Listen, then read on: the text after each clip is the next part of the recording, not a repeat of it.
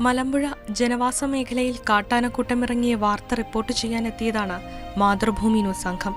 ദൃശ്യം പകർത്തുന്നതിനിടെ അപ്രതീക്ഷിതമായി കാട്ടാനയുടെ പ്രകോപനം. വാർത്താ സംഘത്തിന് നേരെ പാഞ്ഞെടുത്തു. ഓടിമറയാൻ ശ്രമിച്ചെങ്കിലും മുകേഷിനെ ആക്രമിക്കുകയായിരുന്നു. ആക്രമണത്തിൽ നിന്ന് റിപ്പോർട്ടർ ഗോകുലും ഡ്രൈവർ മനോജും അത്ഭുതകരമായി രക്ഷപ്പെട്ടു. പിന്നാലെ പരിക്കേറ്റ് കിടന്ന മുകേഷിനെ പാലക്കാട് ജില്ലാ ആശുപത്രിയിൽ എത്തിച്ചെങ്കിലും ജീവൻ രക്ഷിക്കാനായില്ല.